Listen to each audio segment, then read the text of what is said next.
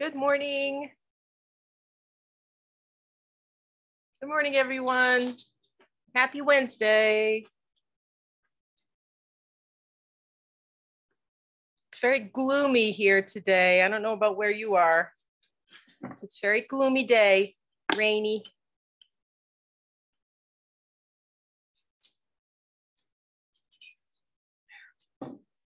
But I can't complain because we had a beautiful weekend.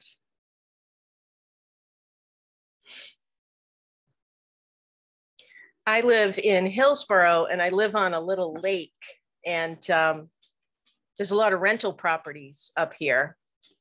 And I think every rental property was rented this weekend because there were just a ton of people here.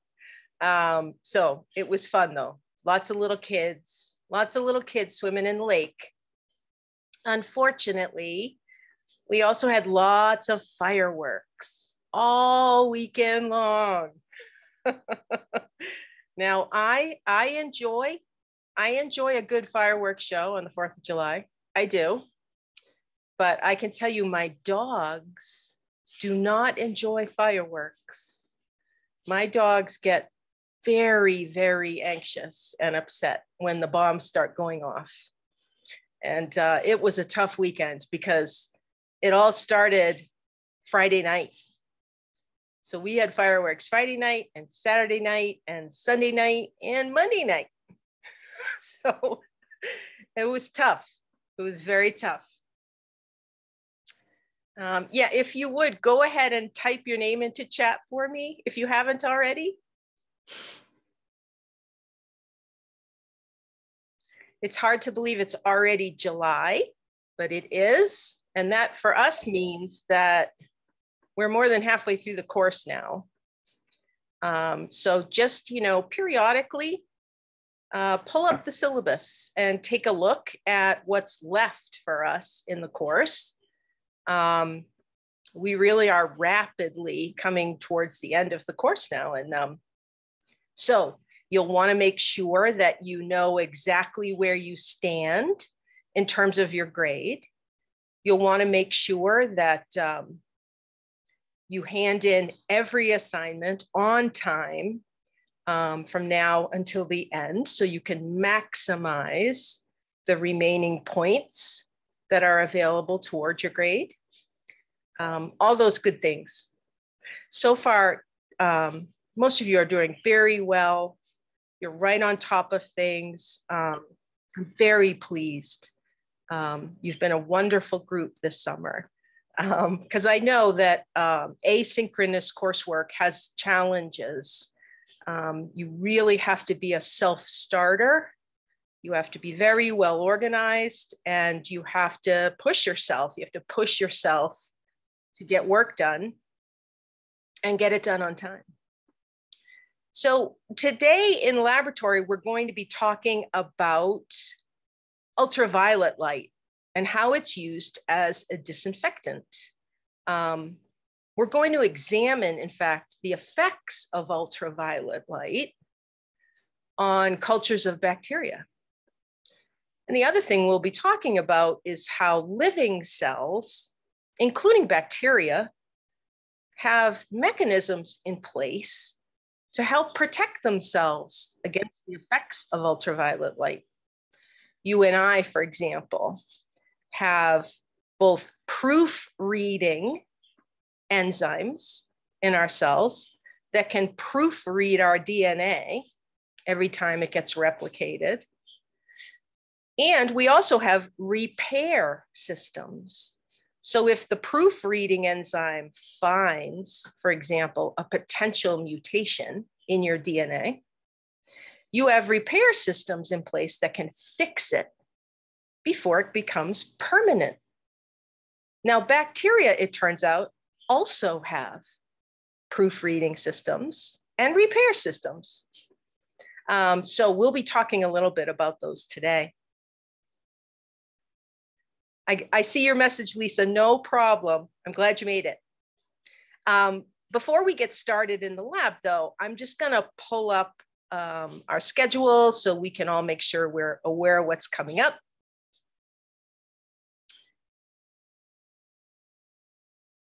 That's what you should be seeing on your screen right now. You should be seeing our Canvas page and specifically the modules page. You can see we're on week 7 this week, the week of July 4th. Now, if you just glance at the materials I've posted for you, we have 2 topics in lecture and 1 in lab because we had the holiday off. We are now moving away from looking at microbial cells sort of in terms of their general structure and function, and instead moving internally and looking at them from a molecular level. Now, what I mean by that is we're going to look at the structures and functions that are within the cell, such as enzymes and energy, which is about metabolism in microbes, cellular respiration, and how ATP is made. These are our microbial metabolism topics for this week. And then if you look ahead to next week, we're going to move even deeper into the cell and look at microbial genetics. We're going to look at how the DNA molecule gets replicated or copied when microbial cells divide. And we'll look at this concept of mutations in the genetic material. The second lecture next week looks at how the DNA molecule is actually expressed in microbial cells. And that includes the processes of transcription and translation. So this is what the microbial cells are doing with their DNA molecule. They're using the genes in the DNA to build proteins, because it's the proteins inside of a cell that allow it to function, that give it its traits, for example. So we have a couple of weeks of, we'll call it molecular techniques that are topics that we're going to be looking at inside microbial cells. Now in lab today, like I said, we'll be talking about ultraviolet as a disinfectant. And of course you have homework associated with that. And you have your second lab practical this week. It opens up tomorrow morning at 8 o'clock, just like last time. It's due by Sunday at midnight, just like last time. The difference this time is that it's not attached to Respondus and the lockdown browser. Most of you had no trouble with the first lab practical.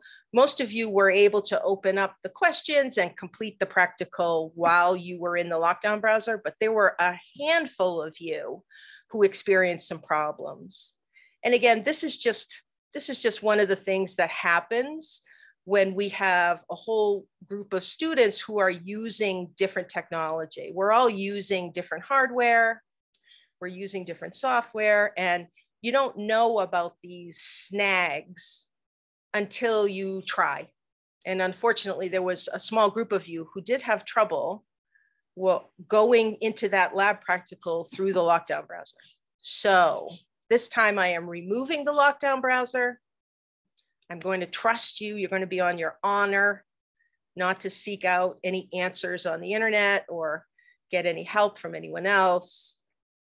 Otherwise, it will be the same type of setup for the practical. There will be a list of questions, many of which have images associated with them. And you'll be answering those questions in Canvas. And just like last time, there's about 12 questions on the practical exam.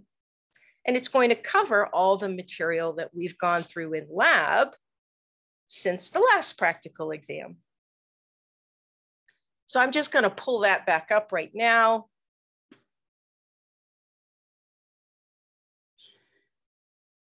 You can see that there are actually 2 documents. When you open this up this weekend to take the practical, you have 2 choices of how to look at your questions.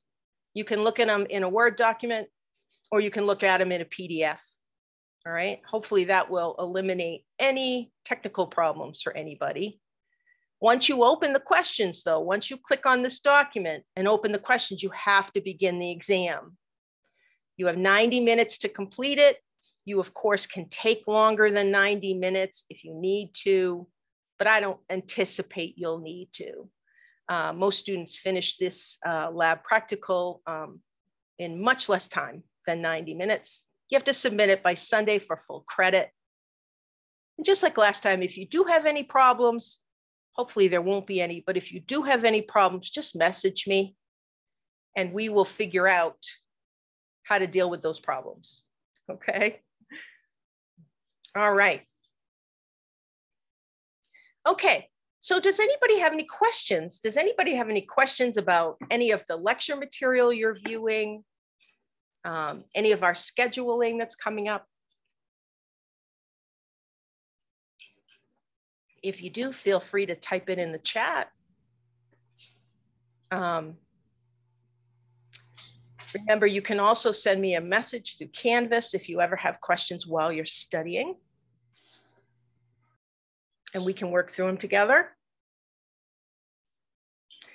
All right. So what I'm going to do now is pull up our slide set.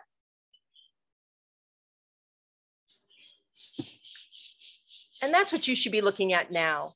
It's the title slide for the lab. It says controlling microbial growth, ultraviolet light. Now, our objectives for today are to first just look at ultraviolet radiation as a type of electromagnetic radiation. We'll look again at where it falls on the electromagnetic radiation spectrum and what that means in terms of how powerful it is. We'll talk about the effects of ultraviolet radiation on bacterial cells specifically. We'll talk about how it's capable of damaging DNA without killing the cell. And it's also capable of killing the cell outright. This just depends upon how long the cells are exposed to the ultraviolet. We'll talk about the mechanism of action of ultraviolet radiation and how it damages DNA. And then we'll talk about how that kind of DNA damage, the type of damage that UV does specifically, we'll talk about how that can go on to produce mutations down the road. Now, this is a really important concept. Put a star next to this in your notes. One of the things we'll talk about today is how ultraviolet light damages the DNA molecule. It structurally damages that molecule. It does not produce mutations on its own. That's a really important concept. Ultraviolet is not capable of changing the order of the bases in the DNA molecule. And by definition, that's what a mutation is. A mutation is a change in the sequence of the bases in the DNA molecule. Ultraviolet doesn't do that.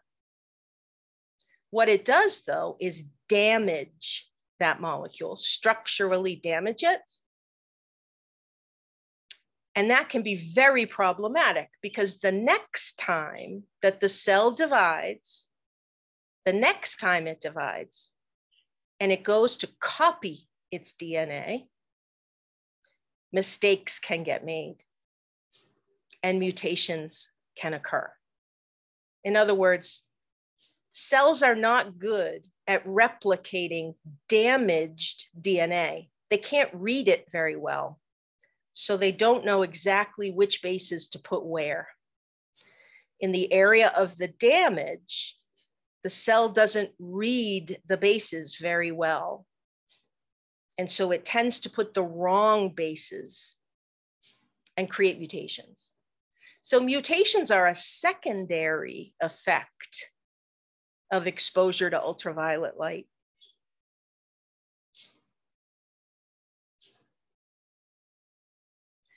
Now, the other thing we'll be talking about today is DNA repair systems There are actually several different types of DNA repair systems. And depending on the organism, depending on whether it's bacteria or archaea or eukarya, there are different repair systems in place. But all living cells have DNA repair systems. The ones that we're going to talk about today are found in bacteria. Two of the ones that are found in bacteria. One of them is called photoreactivation or light repair. That's what photo translates as, light repair. And the other one is called excision repair or dark repair. So these two systems, what makes them especially distinct from each other is that one system is activated in the light and one system comes on, if you will, in the dark. So we'll look at these two systems in, again, bacterial cells that have been exposed to ultraviolet radiation. But the first thing we need to do this morning is remind ourselves about what ultraviolet rays really are, what UV really is. It's a type of electromagnetic radiation, and it falls on a spectrum. As you can see in this slide, we're talking about everything from gamma rays over here on the right. Sorry, over here. I don't know if I'm pointing my cursor in the right place. Gamma rays over here on the left, my other right. Gamma rays, X-rays, ultraviolet right here. Then in this little sliver right here, that's where the visible light fits. You can see that the artist here has taken that little sliver of space and expanded it out so we can see it. Then we have infrared, radar, FM, TV, shortwave, AM radio. There's a whole spectrum of electromagnetic radiation in our world. Now, what makes different types of radiation different from each other is their wavelength and their power. Remember from physics, light is an unusual phenomenon in that it travels both as a wave and as a particle. So when we describe UV radiation, we talk about its wavelength. And the other thing we know from physics is that the shorter the wavelength, the more powerful the radiation is. The better able it is to penetrate materials, and the better able it is to damage things. So when I talk about wavelength, remember when we look at a wave on a piece of paper, drawn on a piece of paper, the wavelength is measured from the peak of one wave to the peak of another wave. You can also measure it from trough to trough. In other words, the lowest point to the lowest point. That's the wavelength. And as you can see on the spectrum, when it comes to electromagnetic radiation, the wavelength varies tremendously. If you're talking about something like X-rays, for example, you're talking about 10 to the minus 10th to 10 to the minus 12th meters. All right, very, very, very short wavelength here. Compare that up on this end to, say, AM radio waves, which are at a wavelength of about 10 to the 4th. All right, 10 to the minus 10 versus 10 to the 4th meters. So a tremendous amount of radiation. And if you're curious, when you get into this range of wavelength, now you're talking about nanometers of wavelength and even smaller. Remember, visible light, the light that you and I can see with our eyes, has a wavelength in the nanometer range. So we've got meters between waves. when you talk about radio waves. And we have nanometers between waves when you talk about visible light. So there's a huge range in wavelength. And the reason this matters to us is because the longer the wavelength, the less powerful that radiation is. Obviously, radio waves, they're all around us. They don't harm us because they are so long, again, meters, thousands of meters in length, that they're not capable of doing living tissue any kind of damage. But that's a different story when you get down on the left side of the spectrum to the left of visible light. Obviously, visible light does not penetrate living tissue at all. It doesn't harm us. But once you get into the ultraviolet range, now you're talking about a wavelength at 10 to the minus 8th meter. Now you're talking about a wavelength that is capable of penetrating living tissue. Now it's not capable of penetrating very far. And that's really the only good news about ultraviolet light. It can penetrate, but only to a depth of about 2 millimeters. 2 millimeters of depth. That's how far it can get into living tissue, or I should say into material. It can penetrate 2 millimeters into materials. So yes, ultraviolet is dangerous to our skin. It's dangerous to our eyes, but it's not dangerous to the internal parts of our body because it can't reach the internal parts of our body. Now that's very different from X-rays and gamma rays. Both X-rays and gamma rays are capable of penetrating all the way through living tissue. And gamma rays can pass through almost anything, with the exception of certain kinds of metals.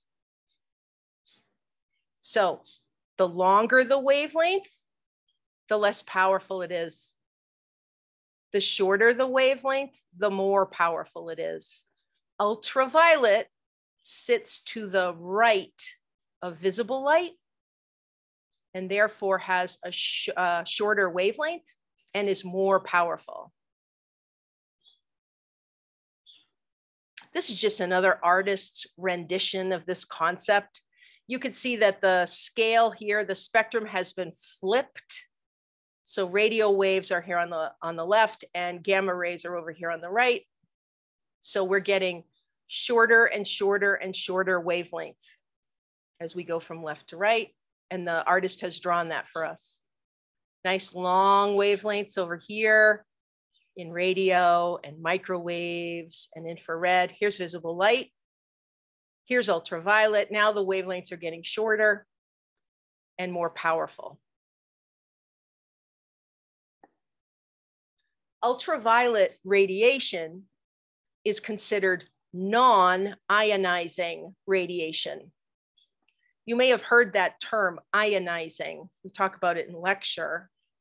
When we talk about ionizing radiation, we're talking about a form of electromagnetic radiation that's capable of colliding with an atom and knocking electrons out of orbit.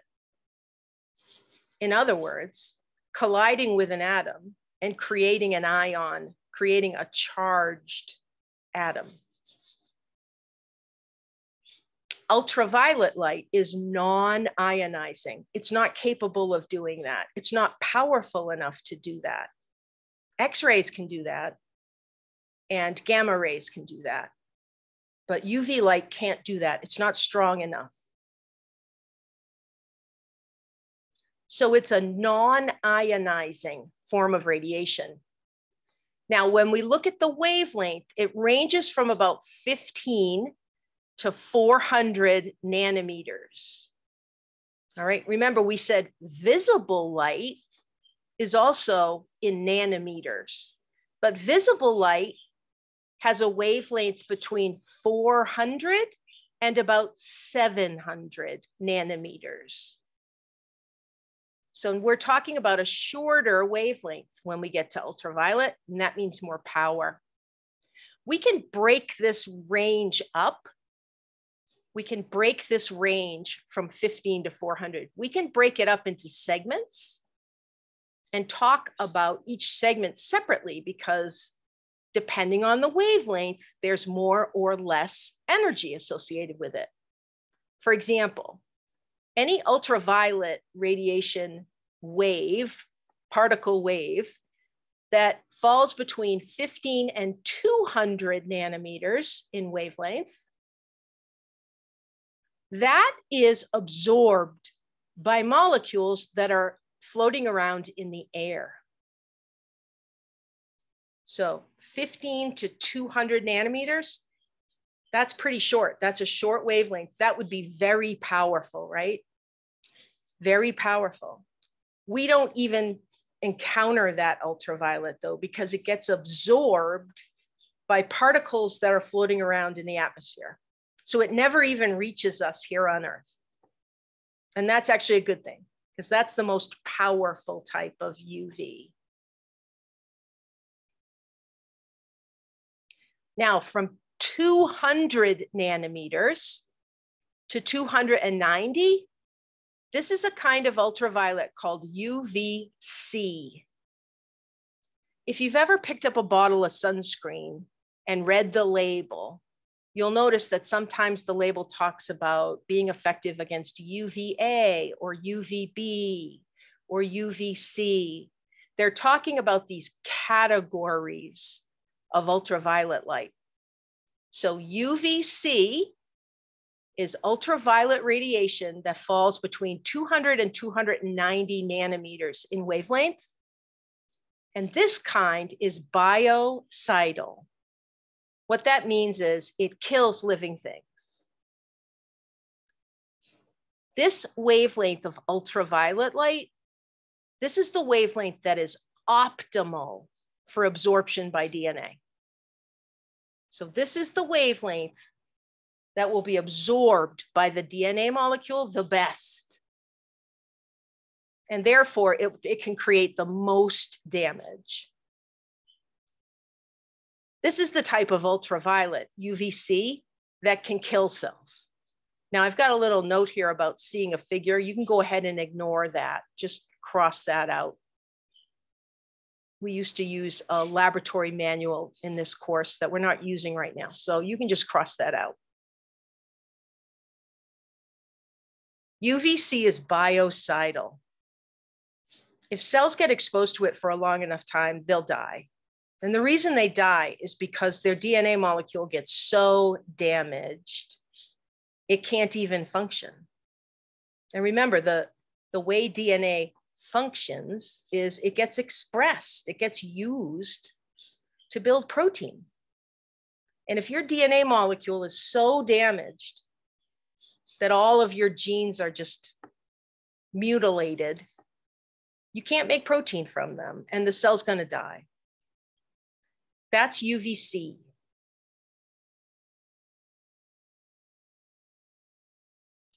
Now, from 290 to 320 nanometers, now we're getting a little bit longer in the wavelength. This is called UVB. This can also damage DNA. It doesn't damage it nearly as well as UVC does, but it also damages DNA. Now, I have a note here that at 300 nanometers, so the rays that come in that are 300 nanometers long, wavelength, these are the rays that actually help us by converting vitamin D1 to vitamin D3 in our skin. Remember, we're talking about our skin and our cornea when we talk about ultraviolet effects. And that's because ultraviolet can only penetrate to 2 millimeters.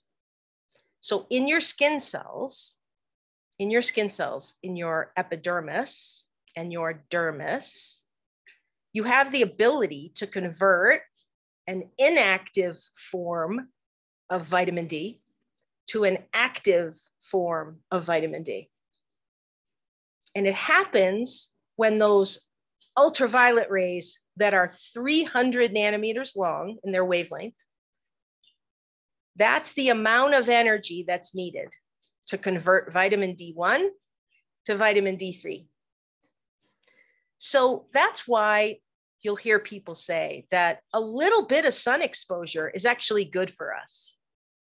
A little bit of exposure to the sun is actually good for us because it helps us make vitamin D3 in our skin. Now, does anybody know about how long you need to be in the sun each day to make enough vitamin D3 for yourself? Type it in the chat if you think you know. About how much exposure do you need?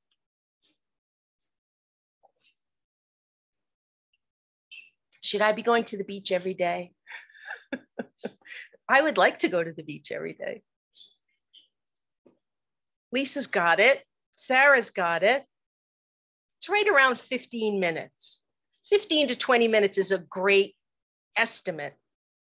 So yeah, you need a few minutes of sun exposure each day to produce enough vitamin D3 for your body. Now, obviously, if you don't get that exposure, and plenty of us don't, plenty of us, especially in our country, in our culture, we don't get that sun exposure. It's okay because you can also eat D3. You can take supplements of D3. So it's not like you're going to get ill if you don't get sunshine every day. But yeah, it takes about 15 to 20 minutes to make enough D3 in your skin. So that's UVB. The last range starts at 320 nanometers and goes up to 400 nanometers. So this is the longest wavelength of UV. This is called UVA. UVA radiation is actually not readily absorbed by our DNA. So this type of ultraviolet actually doesn't harm our DNA like UVB and UVC does. But here's something to know. UVA can still damage your skin. It's not damaging your DNA, but it's damaging your skin cells and it's damaging your cornea over time. So one of the effects, for example, in humans of long-term exposure to UVA is wrinkling in the skin. You see this in older people. They get deep, persistent skin wrinkling. It's part of aging. And part of that process is exposure to UVA. You may have known people who've developed cataracts through their life. Maybe you have a parent or a grandparent who's developed cataracts in their cornea, or I mean in their eyes. If you develop a cataract, a lot of that is a life of exposure. Yeah. So UVA is not going to harm DNA, but it will harm cells over time. And that's why we have to be very careful about our exposure to the sun. It's best to use sunscreens that help absorb that ultraviolet radiation so it's not able to penetrate through your skin. That's what sunscreens do. They both absorb ultraviolet and they also help reflect it back off of you. And they're really important to us in terms of staying safe from ultraviolet exposure through our lifetimes. Now, obviously, we're talking about microbes in this course. So I think it's obvious that microbes are very vulnerable to ultraviolet. Remember, ultraviolet radiation can penetrate up to 2 millimeters. And of course, microbial cells like bacteria tend to be in the area of 1 to 3 micrometers in diameter. Micrometers, so 1/1000th of a millimeter. So yes, ultraviolet can readily pass through entire bacterial cells, and bacterial cells are quite vulnerable. So how do we take advantage of this? Well, we use ultraviolet radiation as a disinfectant. It's an excellent disinfectant on smooth, hard surfaces. Now go ahead and put a star next to smooth, hard surfaces, because that's the limit to ultraviolet. Remember, one major drawback is poor penetration. It can penetrate to about 2 millimeters in depth, and that's it. So it's not going to be useful to us for soft materials that may have bacteria in them. We cannot disinfect soft, squishy, porous materials with ultraviolet. It just won't work. But we can disinfect hard, solid surfaces, and we can disinfect them very effectively with ultraviolet.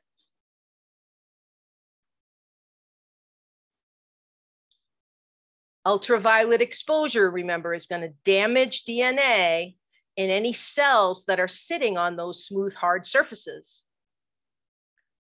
Remember, just like you and I have our skin and our cornea most vulnerable, well, the bacterial cell is entirely vulnerable because of its size.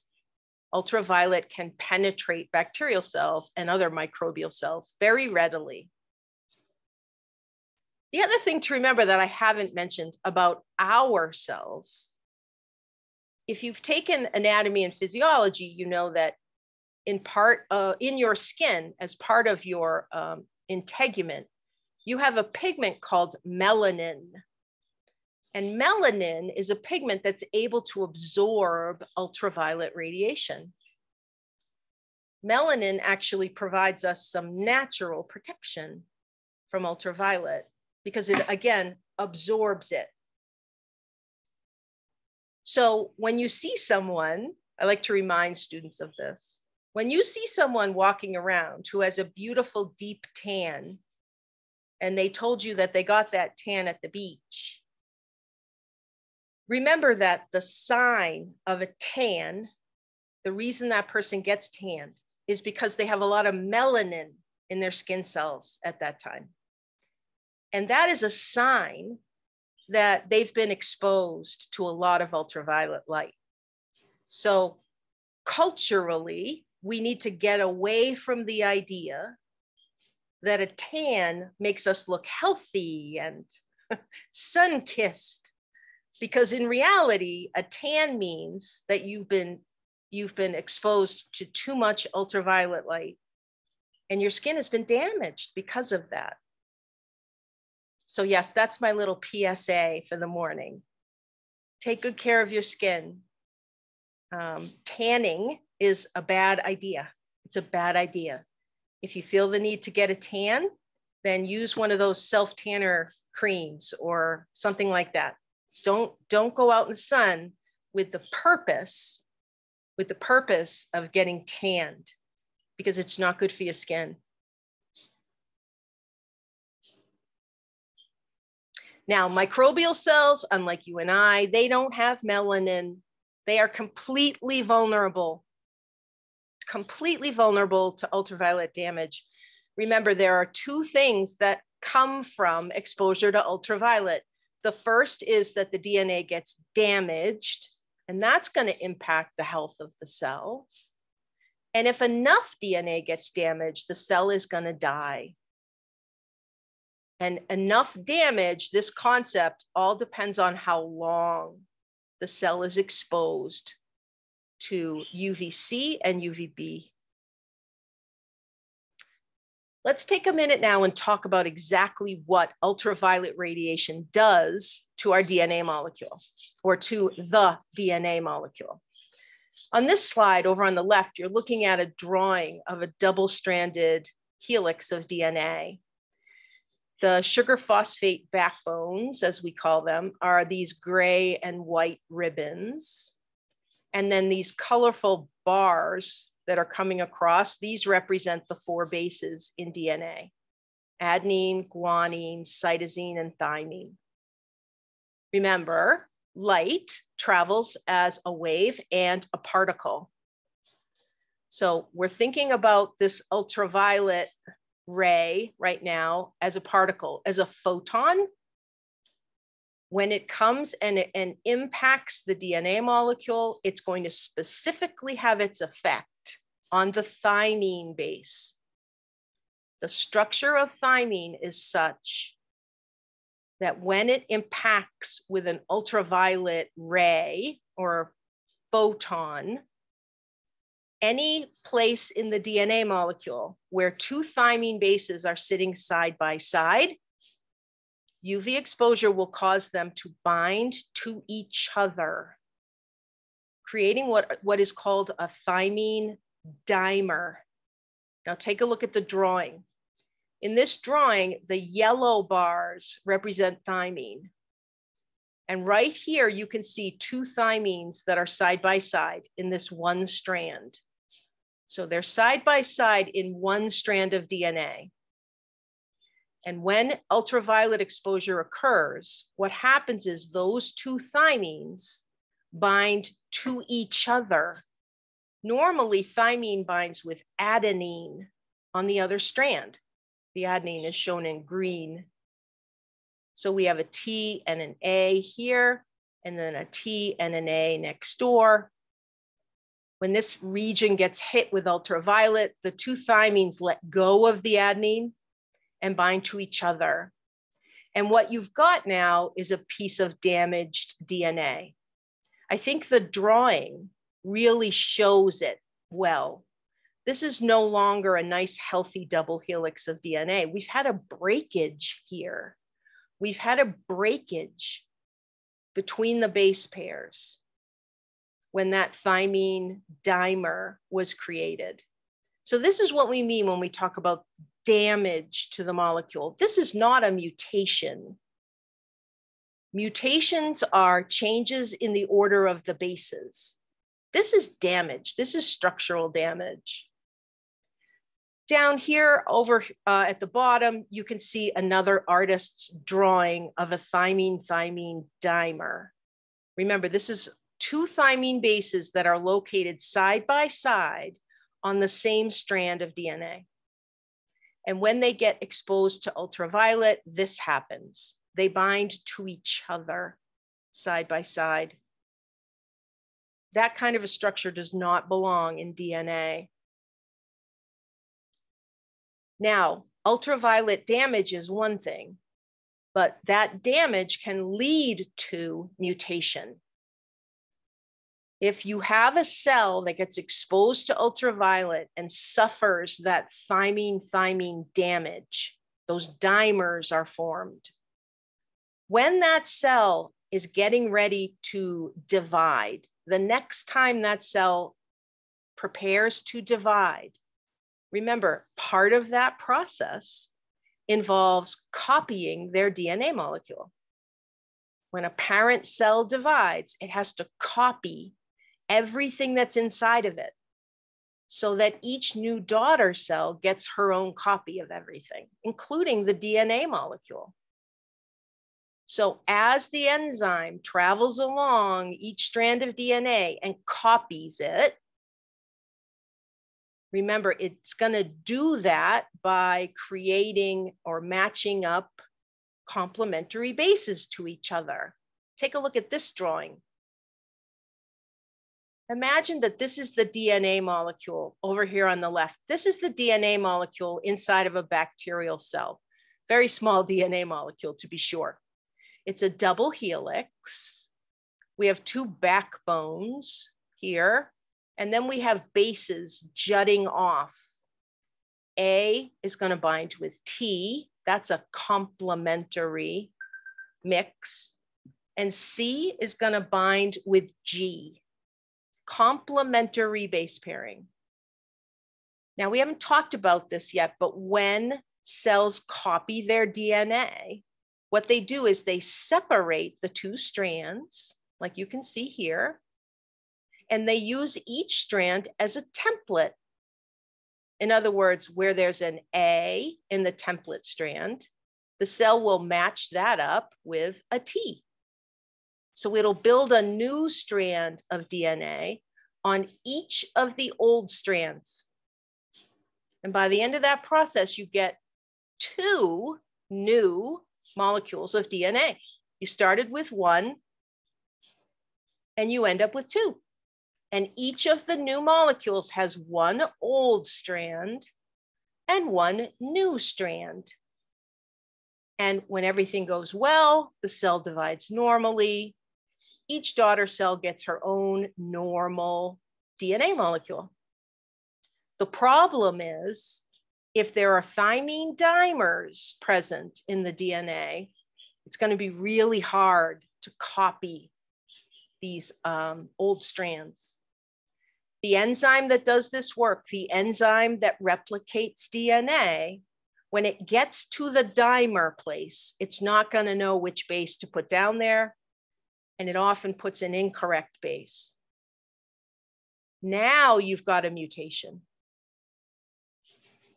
because all a mutation is a change, a permanent change in the normal sequence of bases in the DNA molecule. So ultraviolet radiation exposure creates these dimers, these thymine dimers, and the presence of those dimers can then lead to mutations when the cell's DNA gets copied. Ultraviolet radiation can damage and or kill microbial cells. The damage is to the DNA molecule. If there's enough damage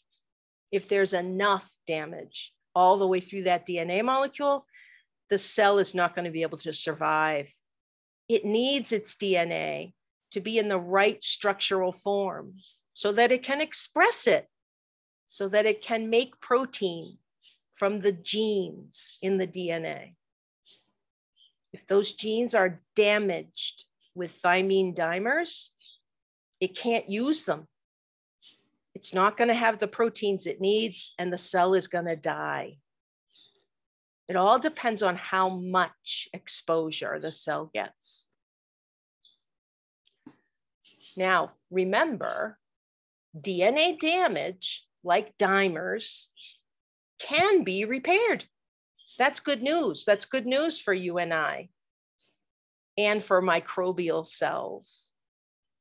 There are two kinds of repair that we're going to look at today. These are repair systems that are specifically in bacterial cells. So we're focusing on bacterial cells today. Remember, we said one of these repair systems gets turned on in the light, and one of these systems comes on when it's dark. Photoreactivation is the name of the process. We also call it light repair. And the other one is excision repair or dark repair. Both systems are present in bacteria. But it's probably not a surprise to you that each species of bacteria is different, right? We know that each species of bacteria is different. And depending on the species, some of these repair systems work better, some of them don't work as well. It depends. It depends on the organism. Different species have different degrees of repair capability. And that happens with microbes as well.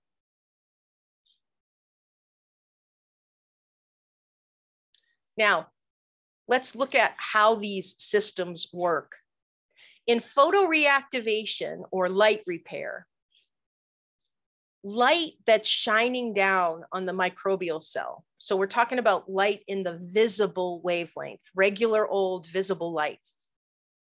that activates a repair enzyme, or I should say a family of repair enzymes. And these are called photolyases. Photolyases. What a photolyase enzyme does is it travels along the DNA molecule, and when it encounters a thymine-thymine dimer, it splits it. It breaks that bond between those side-to-side thymine molecules. Now, if you break the bond and free those two thymines from each other, that will allow them to rebond with the bases across from them. So if we go back to our drawing here for a minute, those photolyase enzymes, they're going to break the bond right here that's holding the two thymines together. That's going to separate the thymines, and it's going to allow them to reconnect with the adenines on the other strand. In other words, it's going to repair the problem. It's going to repair this problem. It restores the normal anatomy of the DNA strand. Amazing. Now, excision repair is different. You don't have to be exposed to visible light for this system to kick in. This system will work even when it's dark. Now, there's a different kind of enzyme involved in excision repair. It's called an endonuclease. This again is a family of enzymes. And what these enzymes can do is travel down the DNA strand and physically remove the thymine-thymine dimers, cut them out and remove them from the DNA molecule. Now, that's going to leave a little hole in that DNA strand. So other enzymes have to come along and replace the missing thymines. But again, once that happens, now you have normal anatomy restored in the DNA molecule. Now, put a star next to this note at the bottom of the slide. No repair system is 100% accurate. No enzymatic process in a living cell is 100% accurate, 100% perfect in what it does. Any biological system fails sometimes. So yes, in the human body, we have proofreading systems that double check when our DNA gets copied. They double check and they look for mistakes. When they find mistakes, repair systems get activated. Yep. But those repair systems are not 100%. So some mistakes will persist in the DNA molecule.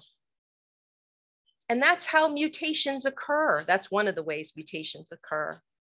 Just by normal DNA replication, every time your cells divide, mistakes get made. Enzymes aren't perfect. So mistakes get made. Now, most of those mistakes are caught and most of them are repaired, but not all of them. And that's how even human cells accrue mutations over time. In a bacterial cell, it's the same. Much of the damage that's caused by ultraviolet radiation, it gets located and it gets repaired, but it doesn't always get repaired. Enzymes are not 100% perfect. So some ultraviolet exposure in microbial cells leads to mutations, just like in us. So Lisa's asking a question about what kind of enzymes can replace the thymine. That's a great question, Lisa. There's a whole family, again, there's a group, I'll call it a group of enzymes that are called polymerases. And when we talk about DNA replication in lecture next week, we'll talk about these enzymes. These are enzymes that are capable of matching up bases. What that polymerase enzyme will do is it will come along, it's going to see the defect, it's going to see the hole that the endonuclease made when it cut out the dimer. And it's going to look to the opposite strand. Remember, there are two adenines side by side in the opposite strand. And the polymerase enzyme will say, oh, where there's an adenine, I'm going to place a thymine. Where there's another adenine, I'm going to place another thymine. So polymerase enzymes are capable of building DNA by looking at the opposite strand.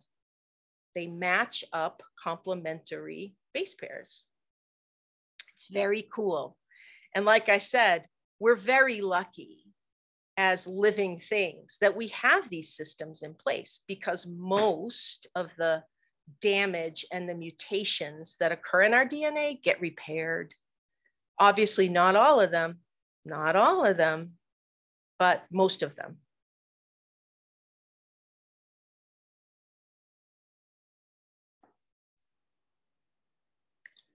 All right. We're going to take a break in just a minute, but let's first look at the purpose of our virtual experiment today.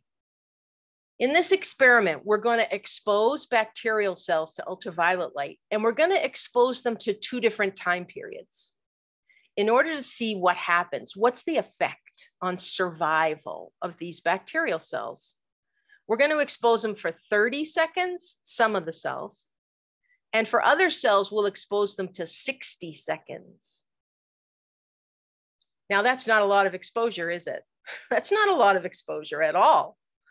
But when you're a bacterial cell, remember, on a solid surface, or at least on a we'll call it a flat surface, you're taking all of that ultraviolet. You don't have any protection. You don't have any sunscreen. You don't make any melanin. That ultraviolet is coming right through you.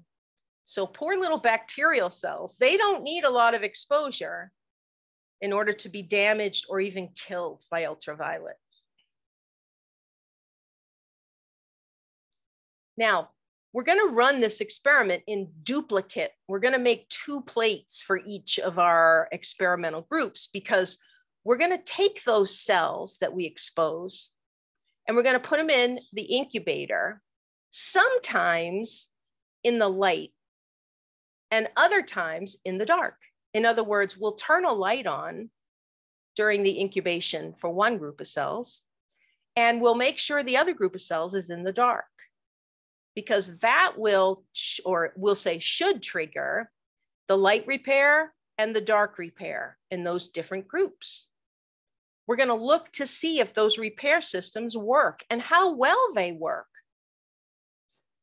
We're going to determine which ones are in use in those cells, the photoreactivation system or the excision repair system. Now, in order to do an ultraviolet exposure experiment like this, we need to put a lot of cells on an agar plate. If you remember, back when we were talking about colony morphology, when we talked about the difference between a quadrant streak plate and a spread plate, one of the other types of plates I mentioned in lecture was the lawn plate. You can put a lot of cells on an agar plate and spread them out all over the surface and let them grow, and you'll get one big mass of cells. And we call that a lawn. You don't get colonies. You just get this big mat of growth called a lawn. And if you remember, we said one of the times that we like to make lawns is when we're testing for antibiotic sensitivity. That's one time we like to make lawns. But the other time that's good to make a lawn is when you're doing a UV experiment. So we're going to put lots of cells on agar plates, lots of them. Then we'll expose the plate to ultraviolet light. Then we'll incubate the plate. So when we first put the cells on, that's when we're going to expose them to UV. Some of those cells will be damaged. Some of those cells will be killed. When we incubate that plate, if cells are killed, the next day, our lawn should have spots in it, right? Instead of all those cells growing and making a nice mat of bacterial growth, we're going to see holes in it. We're going to see cells missing, right? Does that make sense? In fact, we may see so few cells there that we'll get individual colonies growing. We'll go from what we would expect to see, which is a whole lawn of growth, to maybe a few colonies of growth.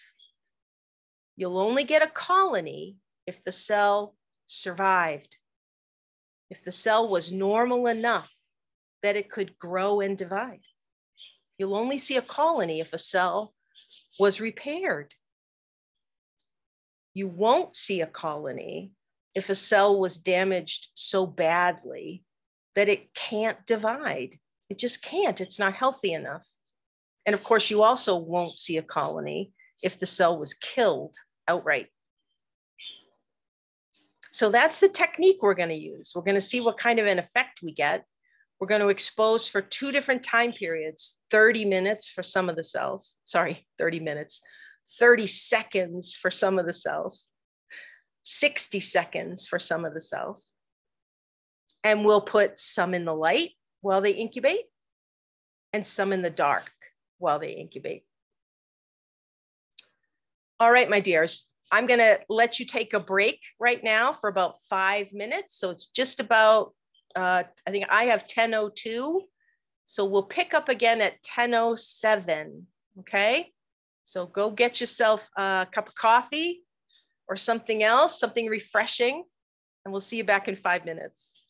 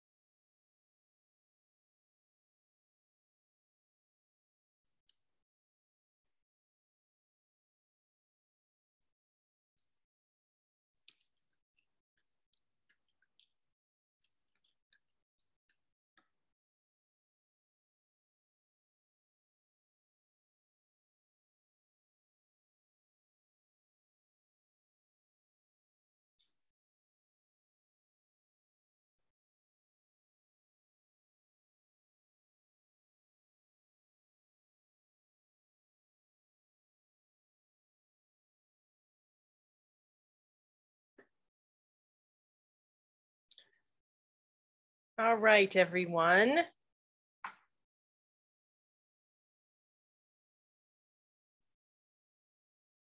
If you haven't already, go ahead and type your name into chat for me. Thank you.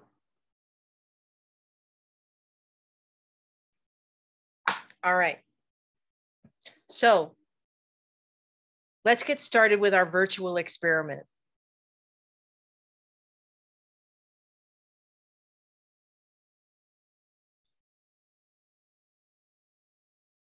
We're going to be using two different kinds of bacteria for this experiment. The first kind is called Bacillus licheniformis. That's a terrible name to spell. This organism is a gram-positive rod. It's not pathogenic. Instead, it's a saprophytic soil organism. Now remember, we talked about saprophytic fungi. We said those are the kind of fungi that are out in the natural world and help break down dead organic material. There are also saprophytic bacteria that are out there helping to do that sort of work. This is a bacillus. So remember, this is a spore former, very hardy organism, very tough, lives out in the world. This is an image of Bacillus licheniformis growing on a nutrient agar plate. This is a quadrant streak. You can see here's the first quadrant with heavy growth. And then a little bit of that was pulled into the second quadrant. We have slightly lighter growth, third quadrant, fourth quadrant. You can actually see individual colonies growing here. Look at the size of these colonies. That's one colony right there. Here's a second one next to it. Here's a third one next to that. These are great, big, irregularly shaped colonies. Now, the other organism we'll use is our old friend E. coli. Remember, E. coli is a gram-negative rod. It lives in the gut of humans and other mammals. Remember, we said it's a coliform. It's capable of fermenting lactose. Some strains of E. coli are pathogenic. Here's a picture of E. coli growing on an agar dish. Again, a quadrant streak. You can see individual colonies growing. These are very sort of ordinary looking colonies. They're 1, maybe 2 millimeters across. They're this whitish beige color, sort of shiny looking, very regularly shaped. Not very interesting, E. coli. All right, so we have 2 organisms to work with today.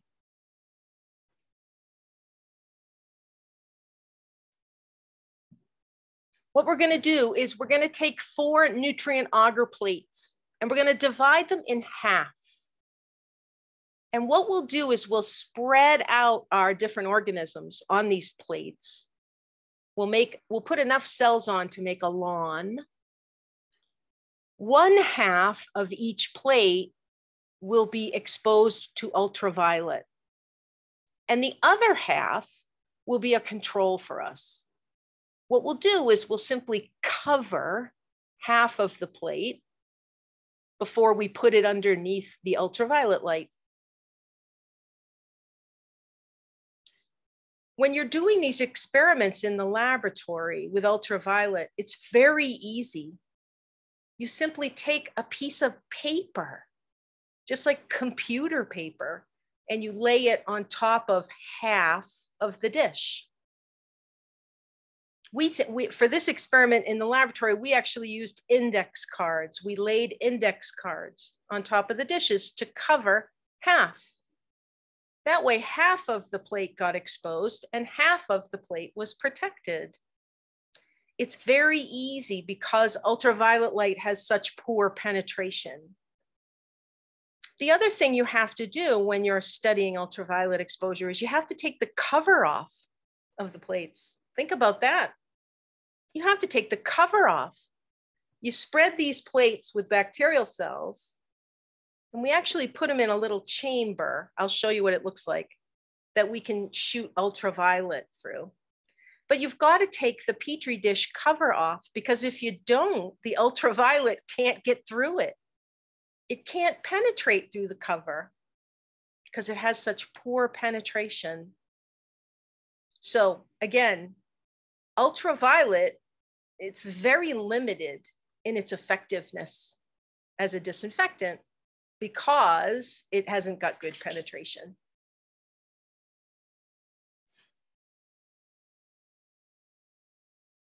Okay. We made spread plates from pure broths of Bacillus licheniformis and E. coli. Now, of course, the density of the cells in the culture, in the broth culture, is going to determine how full the lawn will be on the plate. We're going to use half of the plate as our control. So we'll be able to see what the lawn looks like on the side of the plate that's not exposed to UV versus the side that is. So this is where it gets just a little bit confusing because we have to run everything in duplicate here. We're actually going to make 4 plates for each organism. We're going to do 1 plate for 30 seconds of exposure, incubated in the light. We're going to do 1 plate, 30 seconds of exposure, incubated in the dark. 60 seconds of exposure in the light, 60 seconds of exposure in the dark. We need 4 plates for Bacillus and 4 plates for E. coli in order to test both 30 seconds and 60 seconds in the light and in the dark.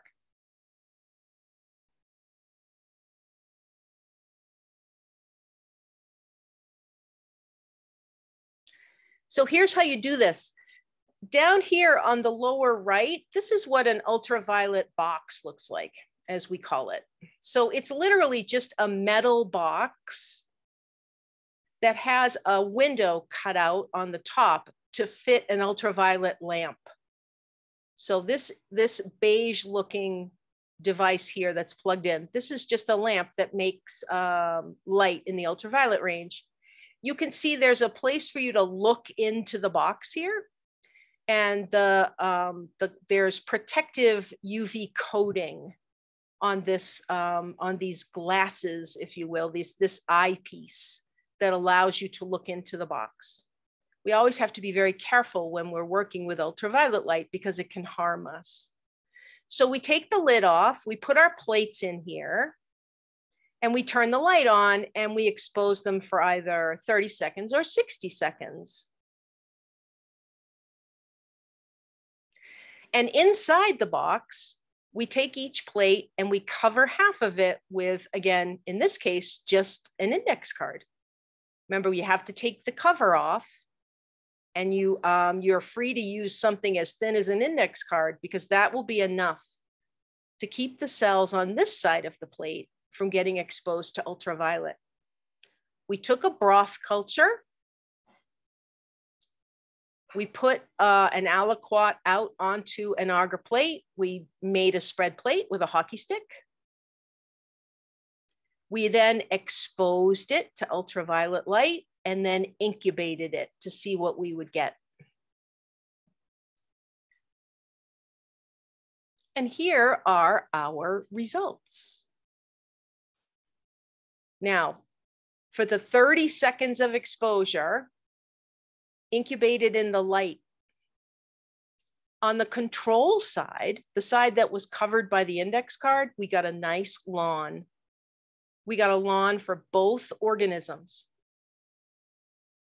The 30-second side in the dark, our control also worked great.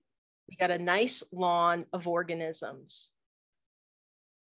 On the exposed side that was incubated in the light, we ended up with only individual colonies. On the exposed side, incubated in the dark, we also ended up with individual colonies. Let's take a look here. This is the plate that we spread Bacillus licheniformis on. This is the control side. This is the side that got 30 seconds of exposure, incubated in the light. Look at that difference. Remember what we did. We spread the bacillus cells out on this plate. We spread them out nice and thick. And when we let them grow without any exposure, there were so many cells that they grew as this sort of a solid mass of cells. That's what it looked like when they were not exposed to UV, a lawn of cells. But on this side, we didn't get a lawn. A lot of the cells either died outright or were so damaged that they couldn't grow. So the question is, how did we get colonies over here? Some of the cells over here, some of them were able to grow and divide and make colonies. How? If some of the cells were so damaged that they either couldn't grow or they died, how come other cells were able to come back and grow into nice little colonies? What was happening in the other cells that allowed them to grow as colonies? Remember, that plate was exposed to 30 seconds of ultraviolet light on half of it. And then it was allowed to incubate in the light. Some of those cells grew just like normal. Some of the cells grew into nice little colonies. What happened in those cells? Some cells died. Some cells were so damaged, they couldn't divide. What happened?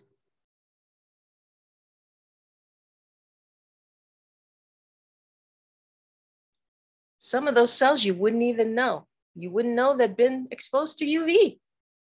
And yet the next door neighbor cell didn't grow at all.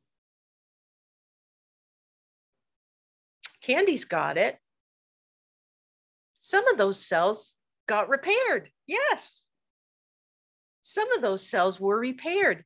And it was the photo reactivation system. It was the photolyase enzymes at work. They were able to repair quite a few of those cells. We got a lot of colonies, didn't we?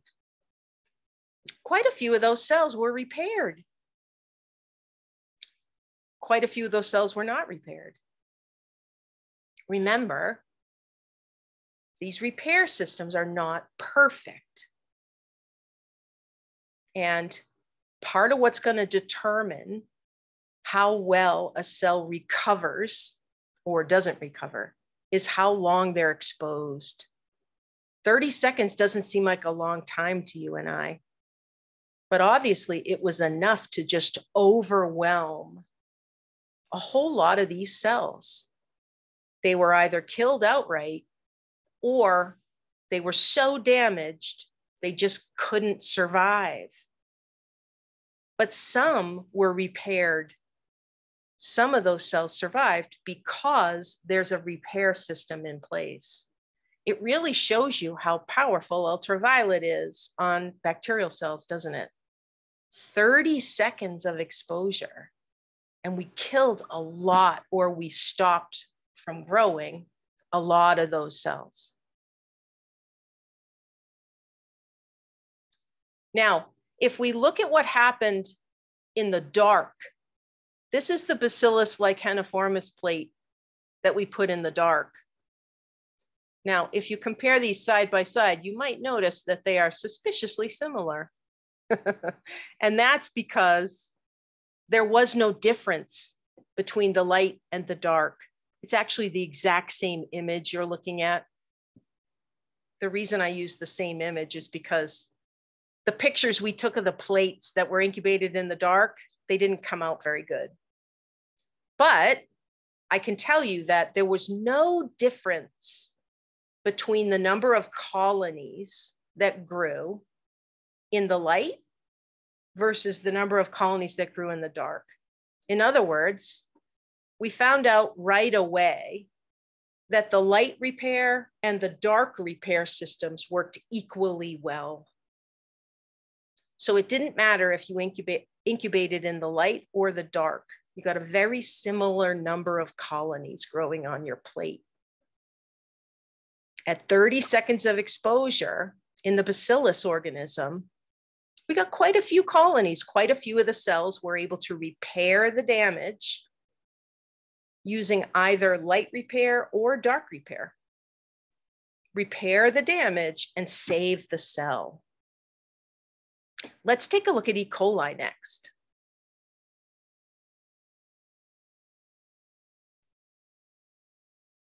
Here's the E. coli plate that was incubated. Oops, sorry, I don't mean to bring these up. Here's the E. coli plate that was incubated in the light. Remember, half of the plate was covered and not exposed. That's this side of the plate. Look at how well it grew. Look at that lawn. We got so many cells. That's a beautiful lawn.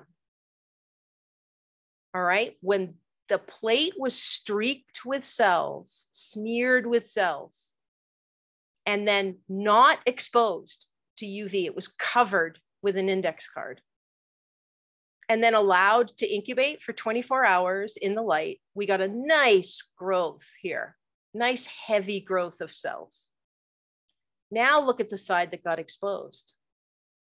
Wow, this side, we got some colonies, 1, 2, 3, 4, 5 colonies. We didn't get nearly as many colonies as we did with the bacillus though, but we got colonies. We got colonies. A few of the E. coli cells survived.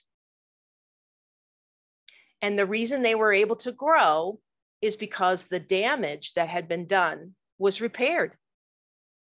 And just like we saw with the bacillus, it didn't matter if the plate was incubated in the light or the dark. We got about the same number of colonies on both plates.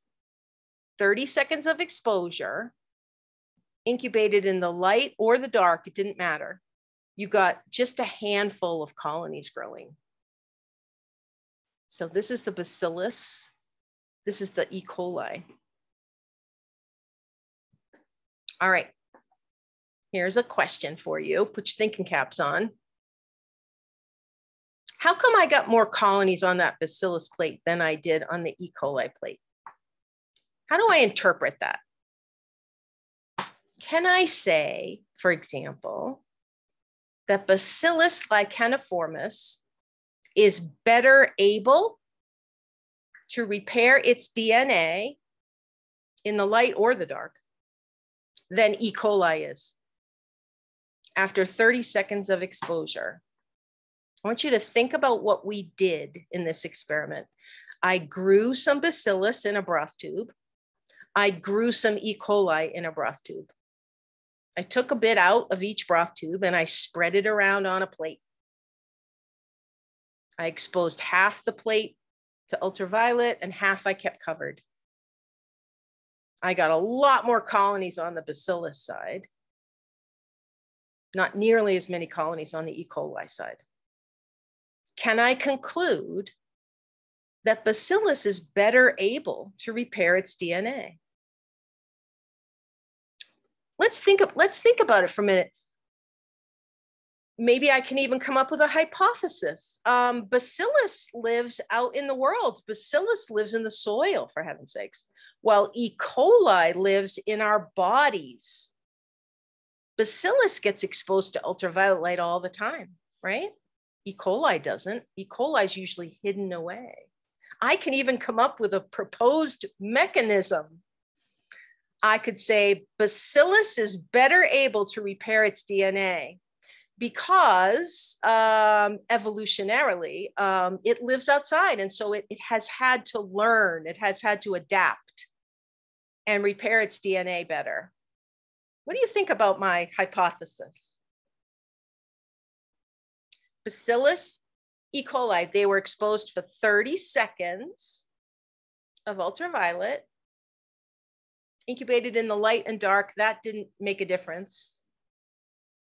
When I compared the bacillus, there were many more colonies after 30 seconds than there were on the E. coli plate.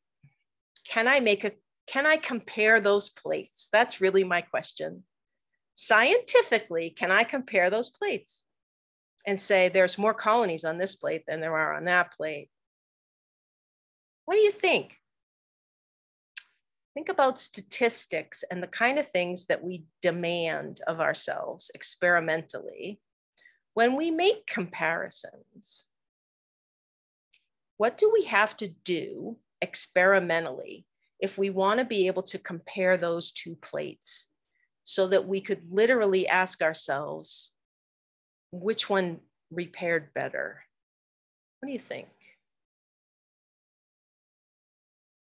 Write your ideas in chat for me. I would like to be able to say, I would like to be able to compare the number of colonies, surviving cells that grew into colonies on the bacillus plate versus the E. coli plate. What do I do experimentally that allows me to compare them statistically?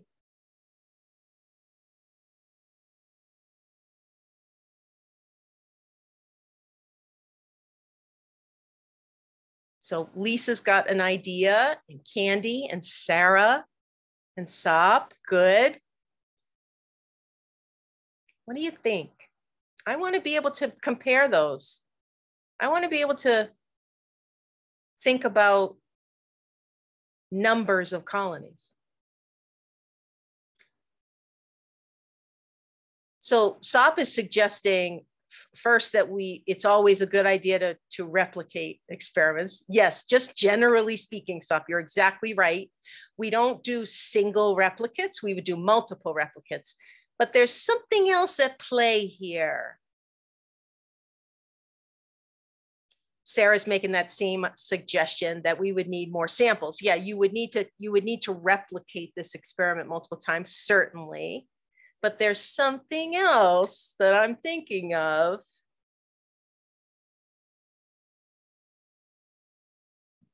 Lisa's got it, and Austin's got it. You would have to make sure that you put the same number of cells on each plate. You would have to put the same number of cells on the Bacillus plate and the same number of cells on the E. coli plate. Does that make sense? Maybe the reason I have many more colonies on my Bacillus plate is because I just put more cells on my Bacillus plate. You see what I'm saying? If I put fewer cells on the E. coli plate, that could explain why there are fewer living cells left. Let's look at them again. I can't look at this plate. I can't look at this lawn, for example, and know how many cells landed on this plate. I just can't. I can't know from looking at this lawn how many cells landed on that plate. Maybe I put a whole lot more cells over here than I did over here. Maybe mathematically, 50% of the cells survive. I'm just making that number up. If I put 10,000 cells on this plate and 50% survive, that's why I've got all these colonies, because 5,000 cells survived. Maybe I only put 1,000 cells on this plate, and 50% of 1,000 is 500. See the difference? The only way you can make a comparison about the number, the quantity of colonies and two different species on two different plates is if you know that you started with the same number of cells. That's the only way you could do it. Because we didn't do that, we cannot say, statistically, we cannot say, oh, Bacillus repaired much better than E. coli did. Can't say that because we don't know. We don't know that there were the same number of cells to start with. If there are the same number of cells on both plates and you end up with 500 colonies on one plate and 5 colonies on the other, then you know, oh, well, this plate survived much better than this plate did. But because we didn't do that to start with, because we did not estimate the number of cells in each one of our broth cultures, we just don't know. We just don't know. You can't see the number of cells that you're putting on a plate. You're just taking some amount out of your broth and putting it down. Good job. Now, Sop is saying we should also expose to different amounts of UV. We should, and that's what we did. So let's go ahead and look at what happens with 60 seconds of exposure. We're going to double the amount of exposure in the second half of the experiment. And again, we're going to put, for each organism, we're going to make 2 plates for 60 seconds of exposure. One plate is going to get incubated in the light and one in the dark. Now, again, there was no difference between light incubation and dark incubation. That's one thing we discovered. No difference when the plates were incubated in the light versus in the dark. Here's our results for Bacillus. This side over here is the side that was covered. There's a lawn growing over here. It's a little harder to see, but there's a lawn over here. Over here, this is the side that was exposed for 60 seconds. Now, it's very hard to see this, but there's one colony growing right here. There's one colony right here, very hard to see. Another one here. and there's one up here and up here. So I've got maybe 5 or 6 colonies growing. Remember, this was how many colonies I got that were growing from cells that were repaired and divided and grew into colonies. And when I went to 60 seconds, I got this. Look at the difference. Now here, I can compare the plates. I can compare bacillus at 30 seconds and bacillus at 60 seconds. I still don't know how many cells I put on that plate, do I? I don't know, but I used the same broth culture. I used the same broth culture for both plates. So assuming I mixed up that broth culture very well, and I used my best technique, and I pulled the same volume out of that broth culture for each plate, I should have the same number of cells on each plate, approximately. So yeah, I can compare the 2 bacillus plates with each other. I can compare the 2 E. coli plates with each other because I drew the same amount of broth out of the same tube for each organism. So I have a massive decrease in colony number on that bacillus plate between 30 seconds and 60 seconds. Clearly, at 60 seconds of exposure, very few cells survived. Very few cells were repaired and able to grow into colonies. Think about that, 60 seconds of exposure. That's not very long. That's a minute, that's it. And I killed almost all, or I shouldn't say just killed. I killed some of those cells. And in the other cells, I damaged them so badly that the repair systems were not able to fix the damage. And I ended up with 5 colonies. That's it. 5 little colonies were able to grow. 60 seconds of UV exposure is very effective on this organism. Let's look at the E. coli.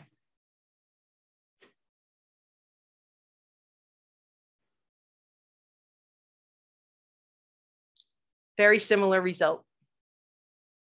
Here's the side that was covered. I got a nice lawn, lots and lots of cells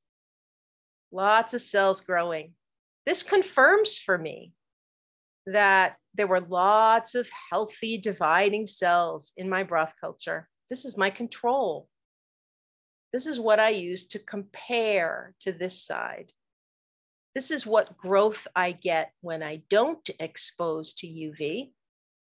This is what I get when I do expose to UV. And boy, oh boy, let me get this out of here. It's confusing. Boy, oh boy, I didn't get a single colony on the E. coli side. Remember, I got the same result, whether I incubated it in the light or the dark. 60 seconds of UV exposure was just too much. Those cells either died from the damage or they survived it, but they were too damaged to divide. They were too damaged to go through their cycle of division and make more cells. I didn't get a single cell that was repaired effectively on that E. coli plate after 60 seconds of exposure. I know the repair systems work, right? I know they work because I have my 30-second plate. When I exposed for 30 seconds, some of those cells were repaired adequately and some of those cells produced colonies. But boy, when I exposed for 60 seconds, nothing was able to grow. That tells us something really important. Ultraviolet radiation is very effective as a disinfectant against bacteria. When you expose bacteria on solid surfaces, when you expose bacteria to ultraviolet light, it's very effective. Remember, when we use ultraviolet as a disinfectant, we're not going to leave the light on for 60 seconds. We usually leave it on for hours. We're going to kill a lot of bacteria very effectively with ultraviolet.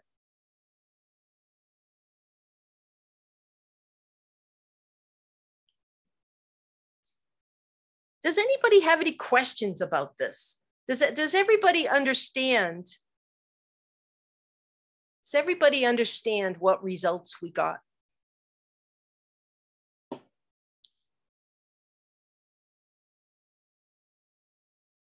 Let's take a look at a summary of this. What effect did 30 seconds of UV exposure have on Bacillus licheniformis? Did it kill all the cells? No. While I had great growth on the control side, the covered side, on the exposed side, I only got some colonies. I got a lot of colonies, sure, certainly, but I certainly didn't get a lawn of growth. When I compared one side of the plate to the other side, let's look at it again. Here's the side that was covered. Here's the side that got exposed. I have a lawn of growth over here. I have a lot of colonies over here. Every place where there's no colony growing, there's a cell sitting there that either died or couldn't divide. Every place that's blank on this side. I know that because over here, the cells are so close to each other, I got a whole lawn of growth. They're so close to each other that they are literally touching. And they grew as this one big mat of material. A lot of those cells over here, they didn't divide. So did 30 seconds kill all the cells? No, some cells repaired and divided.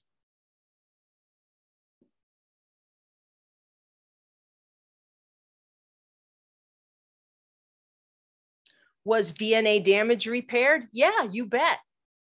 And I know it was repaired because if it wasn't repaired, I wouldn't have gotten colonies. I wouldn't have gotten those colonies. In order for me to grow colonies, I had to have a cell whose DNA was normal enough that the cell could replicate itself. It could divide and make a colony for me. Some of the cells couldn't. Some of the cells couldn't.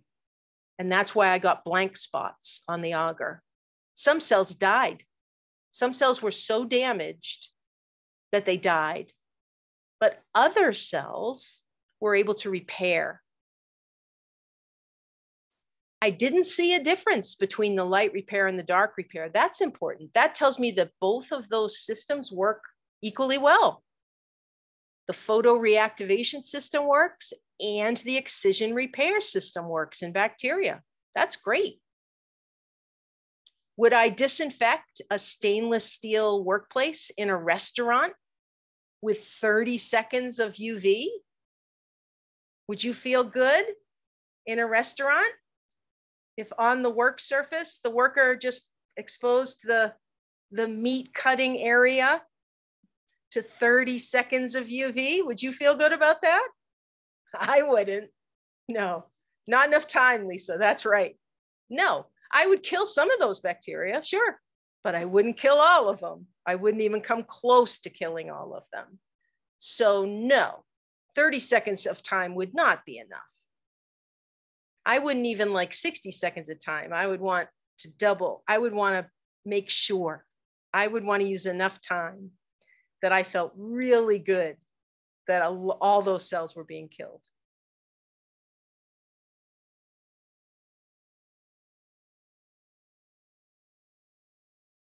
It didn't matter if we were in the light or the dark.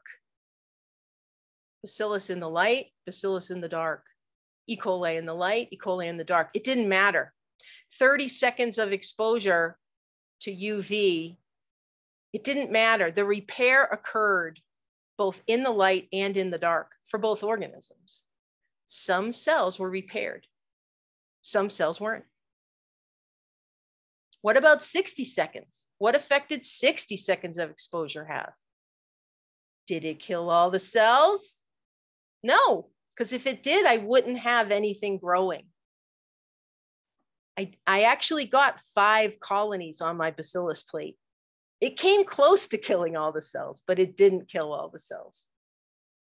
Was it repaired? Yes. Some cells were repaired. Would I disinfect my restaurant cutting surface, meat cutting surface for 60 seconds? Probably not. I would want to make double sure and triple sure. So I would want that cutting surface to be exposed for a lot longer than 60 seconds, just to hedge my bet. And in fact, the way we use ultraviolet in places like restaurants is we turn the light on and we leave it on through the hours that the restaurant is closed. In a restaurant that uses ultraviolet as a disinfectant anyway, the way it's done is they usually, when the restaurant is closed, they turn the ultraviolet lights on in the kitchen. So those are going to be on for however many hours the restaurant is closed. And you're going to get a much better result that way. You're going to get a nice disinfected surface and surfaces, because usually that light is hitting all kinds of surfaces in the kitchen. Now, Amy's asking, is UV disinfection widely used? And that's a great question. Amy, the interesting thing is that it's getting more and more popular. And the reason it's getting more popular is because as an instrument of disinfection, as a tool of disinfection, it's actually quite cost effective. And if it's used correctly, it can be safer than our disinfectant chemicals. Remember our families of disinfectants. We have alcohols, chlorinated compounds, iodophores, quaternary ammonium compounds. So those are the 4 big families. Lots of places like hospitals and restaurants, care facilities, forever have been using chemical disinfectants and still use chemical disinfectants because in some instances, that's a better method. But ultraviolet is really gaining in popularity. And that's because we now have ultraviolet devices that can access all the little nooks and crannies inside of a room.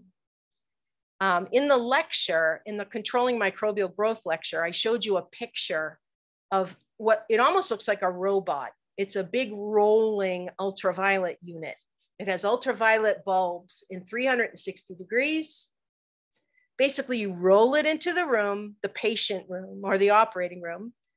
You need to close the door because, again, you don't want to expose humans to this. But when you turn that light on, that ultraviolet light is going to hit places in the room that are normally hard to reach with chemicals. Yes, we can wipe down floors and walls. We can wipe down patient beds. We can wipe down tray tables and countertops. But the truth is there are a lot of little cracks and crevices in say a hospital room or a restaurant that are very hard to hit with chemical. And by using a combination of chemical cleaning and then using ultraviolet, it's actually really effective. It works really well. And a lot of the larger metropolitan hospitals are now using ultraviolet as one of their tools to help disinfect rooms and hopefully keep hospital-acquired infections to a minimum. Sop has a question about ultraviolet devices and our phones. That's a great question. So Sop says, I have a little phone soap product I use to put my phone and my keys in. It's a mini UV device that's supposed to disinfect in about 10 minutes, okay? So think about what your phone is. Your phone is a hard, solid surface, right? So if I were to shine ultraviolet light on my phone, I'm going to disinfect this surface that it hits very effectively, right? Very effectively. Now, it's another thing if I've got my case on, right? I would want to make sure my case was off, and I would want to make sure that I was exposing both sides of the phone, right? You have to think about it. You have to think, I need that ultraviolet to hit, and I need it to stay there for some period of time. But then you probably also want to roll the phone over and do it to the back periodically. But yeah, to something like a phone or to keys, that makes all kinds of sense. What doesn't make sense, and I talk about this in the lecture, is when you see people using ultraviolet on soft things. I pointed out in the lecture that these ultraviolet wands that you can buy are really marketed towards fear in people. They sell these wands that you can take into your hotel room. That's the example I used. And, you know, in the pictures in the catalog, they show people waving the wand like over the pillows in a hotel room, or waving the wand over the bedding. You're not going to do anything there. First of all, you would have to shine the ultraviolet on the pillow for 10 minutes, right? No one's going to do that. And second of all, the pillow is not solid. The pillow is a porous surface. And if there are microbes on that pillow, you have no reason to think they're not all the way through the bedding. So no, it would not work on soft, porous surfaces. And it does not work if you simply wave the wand across the surface. You have to expose the surface for minutes and minutes of time. And it has to be a hard surface, a solid surface, or it just doesn't work.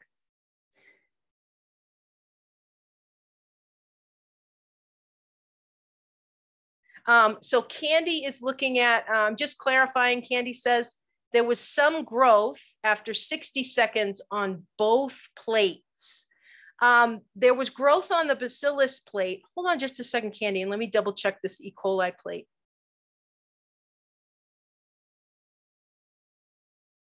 I may have misspoke. I may have said somewhere, Candy, that there were a couple colonies of E. coli on this plate. Oh yeah, I see. Maybe over here, right at the crack of the plate. Do you all see that? There's some spots right over here on the E. coli plate. So yeah, we'll say that there were a few colonies on both bacillus and E. coli after 60 seconds of exposure. Both organisms grew a handful of colonies after 60 seconds of exposure. So most of the cells were killed or damaged so badly that they were unable to divide. Remember, disinfection is about killing or slowing the growth of organisms on inanimate surfaces. Disinfection is about physical surfaces. We use the term antiseptic if we're talking about living tissue. Don't forget that. The next time you're in a restaurant, probably not a fancy restaurant because you wouldn't see the kitchen in a fancy restaurant. But the next time you're in your favorite pizza restaurant or your favorite subs restaurant or something, look around towards the kitchen if you can see it, and look for ultraviolet units. They're usually hanging up high. They usually have metal grates over the top, like a metal mesh over the top, and then you'll see bulbs. Now, the bulbs won't be on if the restaurant is open, because that would be dangerous to the employees. But typically, what a restaurant will do is turn the ultraviolet lights on after everybody goes home. You wouldn't want to run the ultraviolet 24 hours a day in a restaurant because you might harm your employees. I'm sure there are places that do it, God knows, but you really shouldn't, because your employees would be exposed to the ultraviolet as well. But yeah, it's very interesting how it's being used more and more to help improve disinfection in places like hospitals and long-term care facilities. They're adding ultraviolet in with their normal chemical disinfectant routine to try to improve how well they can disinfect these solid surfaces. And like I said, it turns out to be fairly cost effective. Now, those big ultraviolet units that I talked about, that you can literally roll into like a cart into a hospital room, those are expensive. Of course they are, they're expensive. But for a hospital, it would be a worthwhile investment because hospitals have such a problem with microbes getting into cracks and crevices and being really hard to get rid of. Ultraviolet is another tool in the toolbox that these places can use. All right. So that's all the slides we have to go through today. Does anybody have any other questions? Yeah, the next time you're looking through a gadget catalog, like a Brookstone catalog, or I'm trying to think of the other places. Hammacher Schlemmer is a company that sends a catalog out like once a year with very, expensive little gadgets in it. I want you to take note of all the ultraviolet gadgets that get sold now. People are afraid. People are afraid of microbes. Remember that. The general public thinks that all microbes are dangerous. And of course, you and I know that that's not true. Only about 1 to 5% of bacteria are dangerous to us. But we can disinfect surfaces in our home and in our workplace and help cut down on even that small number. But yeah, take a note if you can see them. Take note of how many little ultraviolet devices get sold and how inappropriately they're used sometimes to try to make people feel like their world is cleaner. I even saw one that was for toothbrushes. I saw a device that you were supposed to put the head of your toothbrush in, and you turn the light on, the ultraviolet light. Imagine bristles, right? Bristles, they're hard. Those bristles are hard, but think about your toothbrush. Ultraviolet can penetrate in about 2 millimeters. It's not going to get bacteria off your toothbrush, okay? It's just not going to do it. You don't need to disinfect your toothbrush. You don't need to disinfect your toothbrush, okay? No one is getting horrible pathogenic infections from their toothbrush. It just doesn't happen. All right. Any other questions or comments? All right, very good, everybody. Remember, you have your lab practical exam to take some time between tomorrow and Sunday. It's due Sunday at midnight. Remember, you can do your lab homework now because it's based on today's lab. So whenever you can get that done, that's due by Sunday at midnight. And get your lecture stuff done for the week. And I will see you again on Monday morning. All right, everybody. Good to see you. Have a good rest of the day. Stay in touch with me if you need anything. And I'll see you next week.